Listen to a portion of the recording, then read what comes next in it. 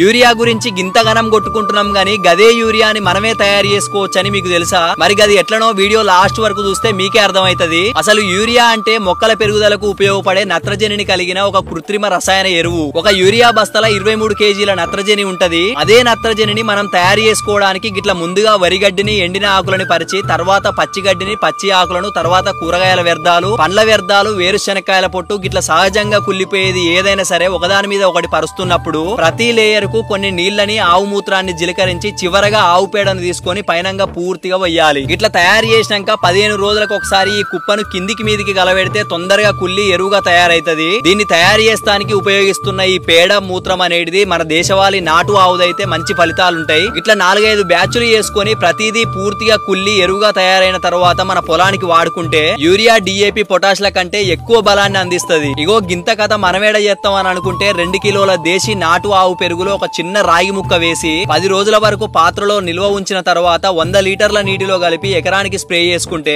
ఎదిగిన యూరియా, డిఏపిలతోటి సమానంగా జబర్దస్త్గా పనిచేస్తుంది. ఎదిగిన మన వల్ల కాదనుకుంటే 2 కేజీల బెల్లం, 2 కేజీల శనగపిండి, 10 లీటర్ల దేశీ ఆవు మూత్రం, 10 కేజీల దేశీ ఆవు పేడ, పిడికెడు పుట్టమట్టిని తీసుకొని ఒక 200 లీటర్ల డ్రమ్ములో కలిపి రోజు పొద్దున, మధ్యాహ్నం, సాయంత్రం గడియారం దిశలో నెమ్మదిగా తిప్పి కలియబెట్టుకున్న తర్వాత 10 నుంచి 15 రోజుల మధ్యలో దీన్ని పంటకు స్ప్రే చేసుకోవడం గాని, చల్లుకోవడం గాని చేస్తే ఎదిగిన యూరియా, డిఏపిలతోటి సమానంగా పంటకు బలాన్ని అందిస్తది. ఇక చెప్పినవుతి ఇవన్నీ తయారు చేసి లెస్స పంట పండిస్తాం అని అనుకుంటున్నారు కదా. కానీ మన దేశంలో పైన ఉన్న సిక్కిం రాష్ట్రం 2016లో 100% సేంద్రియ వ్యవసాయం చేస్తున్న రాష్ట్రంగా ప్రకటించబడింది. ఏ 10-20 మంది కాదు, 100% అంటే రాష్ట్రం మొత్తం సేంద్రియ వ్యవసాయంలో పంట పండిస్తున్నారు అన్నమాట. మరి మన వల్ల ఎందుకు కాదు, ఎందుకు ఇంతగానం యూరియా బస్తాల కోసం కాళ్ళు కట్టెలు చేసుకొని నిలబడుతున్నాం చెప్పుర్రి. ఇక గిట్లనే చెప్పుకుంటా పోతే మస్తు ముచ్చట్లున్నాయి. గానీ మీలో ఎంతమంది యూరియా బస్తాల కోసం లైన్ల నిలబడి ఇబ్బంది పడ్డోళ్ళు ఉన్నారో ఒకసారి కామెంట్ చేయుర్రి. అట్లనే మన రైతన్నలందరికీ ఉపయోగపడే ఈ సమాచారాన్ని అందరికీ షేర్ చేయుర్రి. అందరికీ ధన్యవాదాలు.